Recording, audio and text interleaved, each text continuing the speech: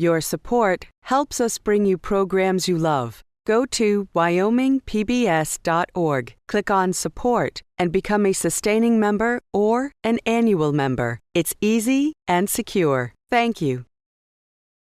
Life on the Reservation, the voices of Indian youth and the power of traditional arts. Next on Wyoming Chronicle.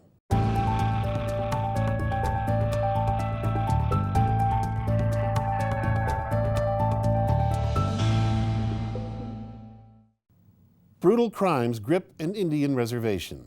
That headline earlier this year in the New York Times struck a raw nerve on the Wind River Indian Reservation and around Wyoming. The article portrayed a community riven by crime and violence and unable to cope with social problems, a polluted environment, and poverty. Yet it also led many residents to protest what they saw as one-sided reporting that focused only on the worst aspects of life on the reservation. Many students wrote replies, and one of them, from Willow Pingree at Fort Washakie Charter High School, was published by the newspaper. On this program, Wyoming Chronicle convenes a panel of Indian youth to discuss how life on the reservation is reported and perceived. And later, we will see how a tribal-centered curriculum that features traditional arts is helping to anchor young lives on the reservation with meaning, a sense of purpose, and community. So we came to Wyoming Indian High School on the Blue Sky Highway in Effingham. Built in 1989, the school currently has about 125 students, mostly Shoshone or Arapaho, but also representing many other tribal backgrounds. It is a fact that the school, like the reservation it serves, faces serious issues such as a high dropout rate, substance abuse, and crime. But it also takes pride in its identity and such achievements as a long string of state basketball championships. And joining me at Wyoming Indian High School, we have Michaela Sunrose. She is a high school senior and also last year's Miss Denver March Powwow Princess. Welcome. And also joining us, we have Jordan Dresser. He is a lifelong resident of the Wind River Reservation, a practicing journalist, and a full disclosure consultant to the newly opened Wind River Casino Hotel. Welcome, both of you. Thank you for being here. Well, as I mentioned in our introduction, on February 2nd of this year, the New York Times ran a major article on the problems on the Wind River Reservation, including crime, poverty, and Michaela, when you read that, what was your first reaction? At first I was, my first reaction would be, I was mad, disappointed in the way they portrayed the reservation, because it's nothing, it's nothing like that. And the article just gathered all of the negativity and that didn't tell anything positive about the reservation. What was most unfair, do you think, about it? How they talked about the crime rate and how it was just so horrible, so bad. They had to take that and blow it up, and I thought that was pretty bad. Well, now, Jordan, you're a working journalist, so you read things with a journalist's eye. What was your response? Well, when I read this story, my first reaction was it was a very statistics-based story. It was really heavy on a lot of that stuff, and statistics tell a story too. But also looking at it, I think the big thing that it missed was the human element to it, and putting a face to a lot of these things that they talk about. And I just think that point was missed entirely. Mm-hmm. Did you think there was a fair element to it? No, I don't think there was anything. Well, was there any truth in it, do you think? Or, there was, anywhere you're going to look at, there's going to be problems with alcohol, crime, and, the poverty, but they just picked us and they decided to, take it and run with it. One thing that really struck me was that in the weeks after, I know a lot of students on the reservation wrote responses, including Willow Pingree from Fort Washakie, and his article begins this way: the smell of fry bread and burgers, the laughter of friends and family reminiscing about good old times, the sound of music and the sight of people dressed in regalia. A very different picture of the same place. What did you think of that? Well, I think, Michaela made a good point saying that you could go anywhere and you'll see a lot of those things. You could pick any reservation in North America and they'll have the same problems. They'll have those same issues and stuff. But they don't focus on a lot of those things that keep communities alive and keep them strong, which is like how Willow described, a lot of social gatherings. Native communities are very social with each other and they find their strengths and in numbers with that, like the powwow settings and different community events. Those are the things that really bring the communities together. And I think that Willow really set a good scene with that, because that's a lot of things that I see growing up here, a lot of those events and things like that. And of course, Michaela, you participate very much in the powwow. For those who have never participated or even seen one, describe for me the significance of powwow. What does it mean? The significance of powwow is, it's where it's an intertribal thing. All tribes come together and, they sing and they dance, and it's just really colorful and very unique. And it's who we are and how we celebrate life and enjoy each other's company, and it's just a really awesome event. Jordan, of course, you were a graduate of the American Indian Journalism Institute. I'm wondering, does that leave you in two different worlds? Does that somehow define you as a journalist or push you in a certain direction? Well, there's so few Native journalists across America. And then I think that if here in Wyoming, in every state where there's a reservation, where there's Indian tribes, but all across the country, newsrooms really benefit with having natives in there, because there's that sense of walking in two worlds, where we're able to get access and get things to people that non-natives wouldn't be able to get.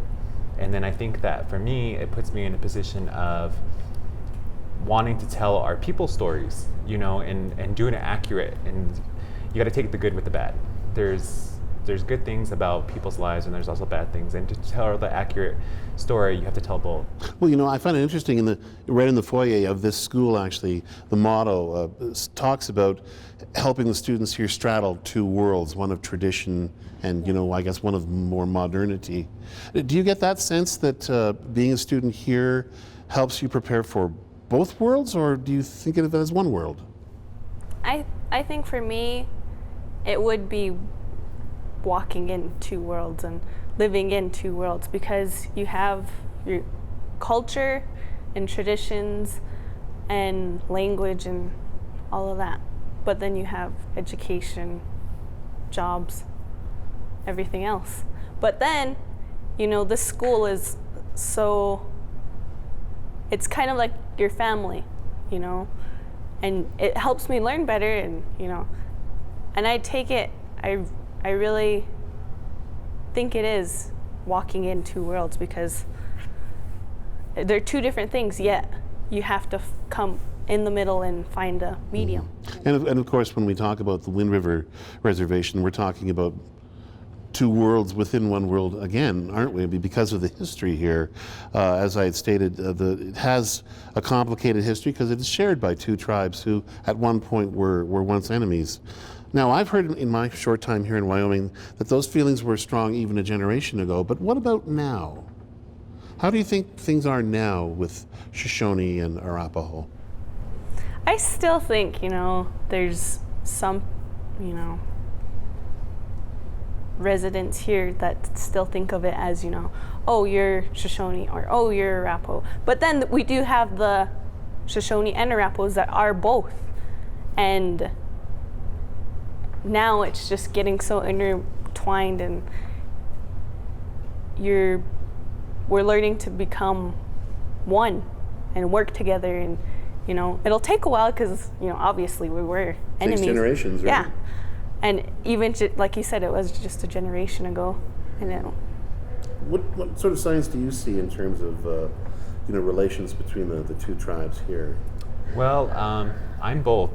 My mom's Shoshone and my dad's Arapaho. I'm enrolled. Head start then. Yeah, I'm enrolled as a Arapaho, but I think that it is a lot of those feelings do lie with a lot of the older generation, you know, because they have that mentality of, you know, those are the Rapos and those are Shoshones, you know.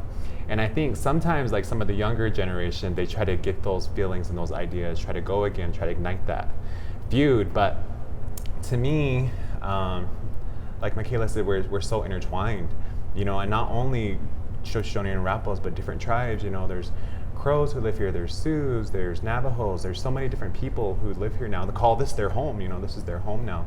So I think that the idea of igniting those, that rivalry, like that animosity towards each other, it just wouldn't work out, mainly because I think the die was already cast. It'd be too late to kick the Rapos off, you know? You know, so much of this is about identity and how you identify yourself.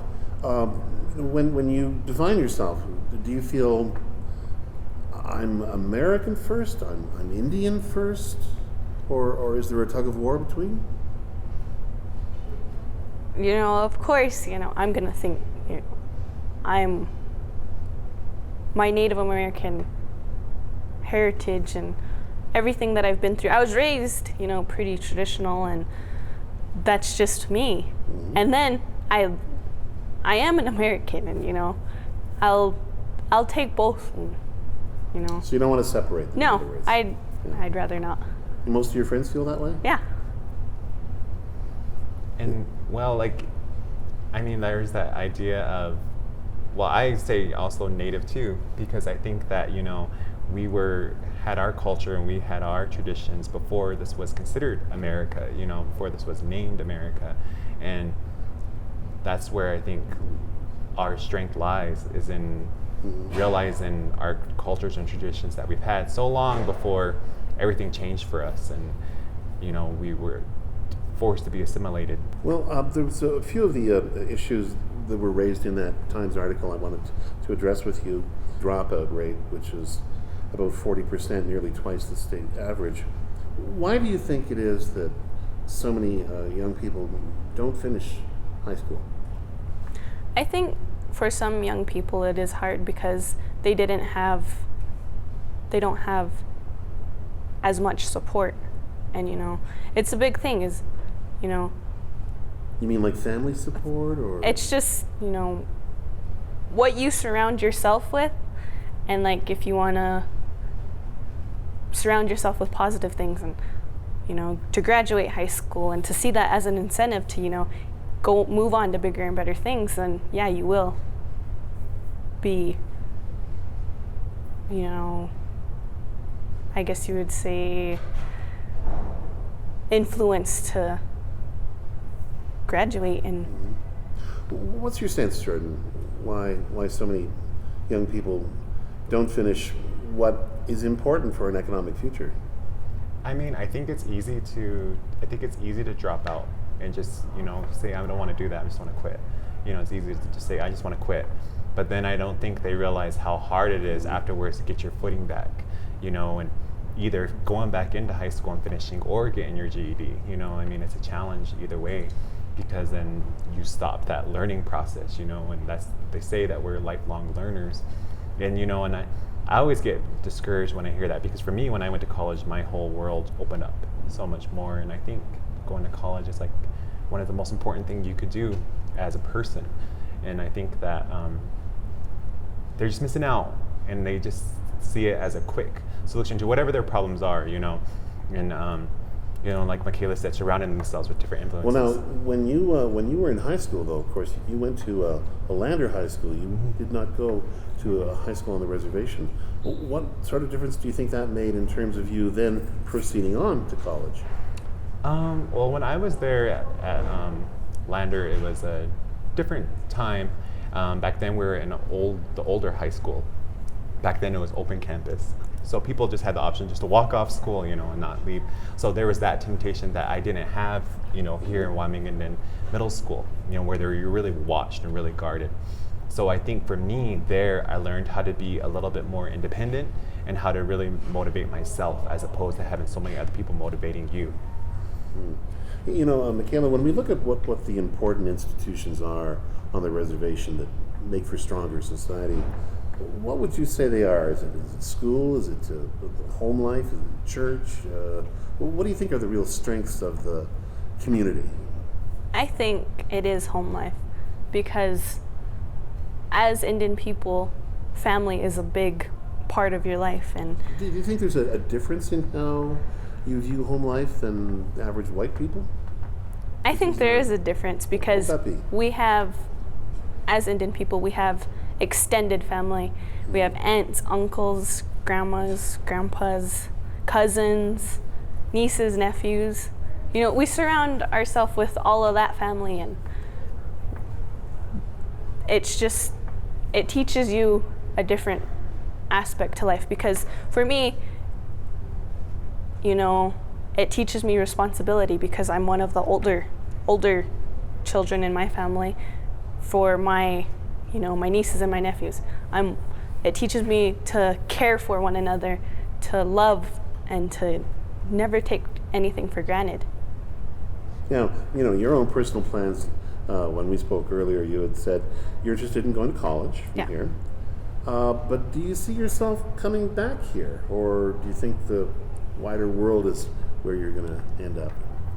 I think for a couple of years after college, I will, you know, explore and move away. But then when I do get older, I will, you know, come back, because this is always my home. What brings you back? My family. You know, so when there are really terrible crimes, as there has been the last couple of years, how do you and your friends, you know, cope with those? Because everybody knows everybody here. Because it's such a tightly wound community. And, you know, if one person passes away or is affected by the crime, then it is going to get back to you. And if you're not directly related to that person, then you know someone that is. And it is hard, but you just kind of got to keep going, because... So when we read reports of a sense of hopelessness on the reservation, is that just exaggeration? It is exaggeration, because we're not, you know, we haven't hit that point where it's just, we're hopeless. We can still keep going, and we still have that push to, you know, get past this. It makes us stronger as a people, as a tribe, as a community. Well, I always say that, you know, natives are like the ultimate survival story. And then I think that that to say that this area is hopeless is a wrong assumption, just because we've had hope all these years to get us through everything that we've survived. And I think with bad things, because you know bad things do happen here, and I think it's important to continue those dialogues of, okay, why did it happen? What can we, and most of all, what can we do to stop it, so that something like this doesn't happen again? I think it's important to keep those conversations going, and to do different things, you know, incorporate different programs throughout the reservation, you know, like the Eastern Shoshone Boys and Girls Club or Wind River Youth Program, just these different things, just to try to let people know that, hey, maybe right now you're feeling hopeless, but those feelings can change, you know, because there's hope all around you. Well, we've got just about a minute left. I wanted to ask you one last question, and that is, what would you most like people to understand about the people and the community on the reservation that maybe they don't? I would like people to know that we are people, we're human. We live our lives just like everyone else does. We have families, jobs, or we go to school, and we're not everything that the radio, the TV, the newspapers say. You get the last word. I would say that, you know, that we're still here, that we as Native people, we're still here through everything that we've been through. We're still here, we're still striving, we're still going. We hold on to a lot of the cultures and traditions that have been passed down and survived for us to have, you know, and I think it's really up to my generation, the younger generation, in order to take that and run with it and keep it going. You know, people like Michaela doing all the things that she does and being a positive role model, especially to young women. That's really important, because they always say the women are the backbone of the tribe. And I think that's just really important for all of us just to keep going. And that's what I want people to know, is that we're still here, and there's many layers to us, not just one or two, you know, poverty, alcoholism, all these different things. There's just so many different layers to us. Thank you both very much. Thank you. Culture shapes identity, and every day, traditional arts are taught at Wyoming Indian High School. Chronicle producer Stephanie Smith tells us about lessons learned.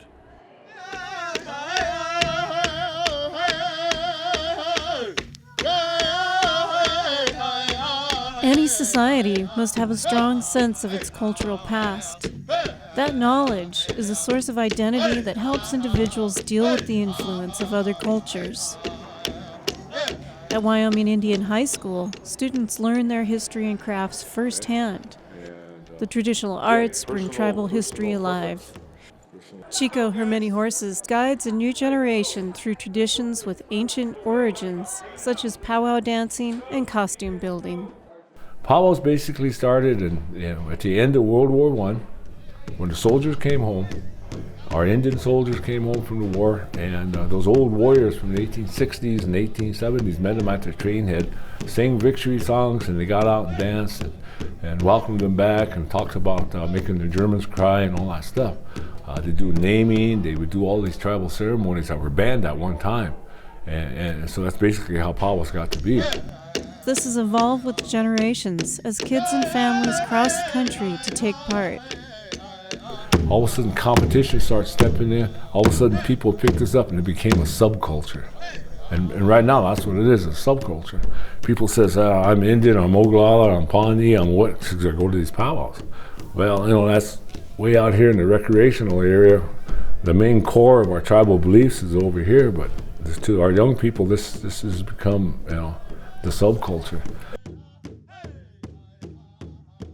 Powwow can change lives. It was a huge, real huge change.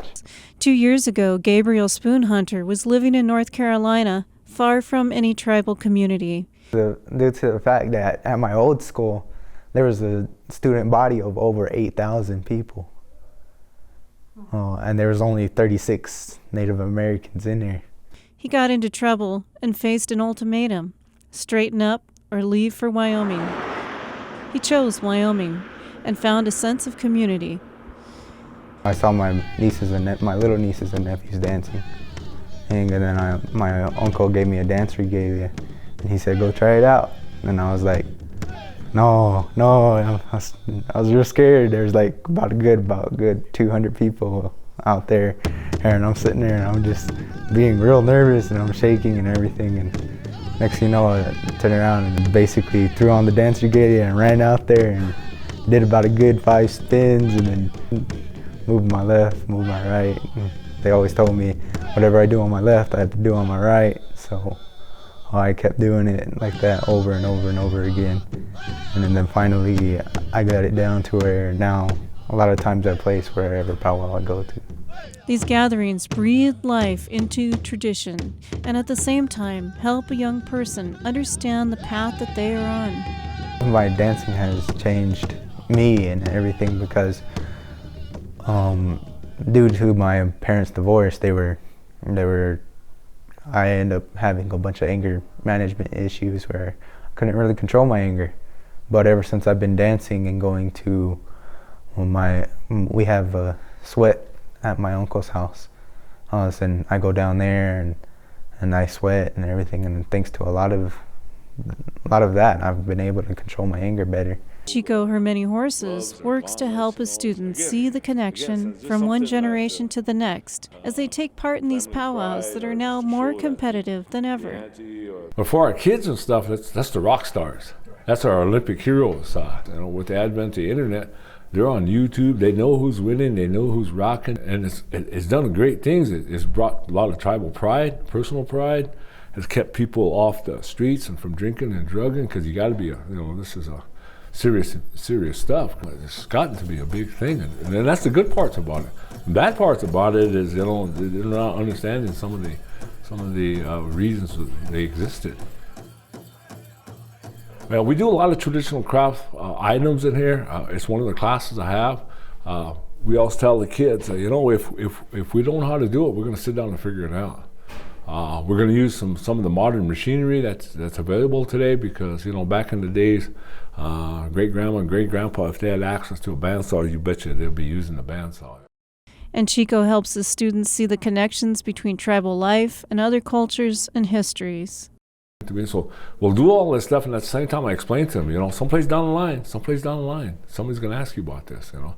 And it's really embarrassing if he's from Hungary or Czechoslovakia and he knows more than you, you know. It's really going to be embarrassing. So I'll tell them, a lot of them have retained it, a lot of them understand things, you know, and figure out where it's from, or they'll go home and ask their grandparents and they'll get reinforcement, or they'll tell them a better thing, you know. It's clear there's a deep well of pride and guidance on the reservation for those young people able and willing to take it in. A recent belief that's been going around on all reservations and everything is walking the red road. The red road is straight, red dirt, and on one side you have our culture, our traditions, our songs, our dancing and everything. And on the other hand, you have the white teachings, as they say, as the old men say. In order to survive in this world nowadays, you have to walk on that red road.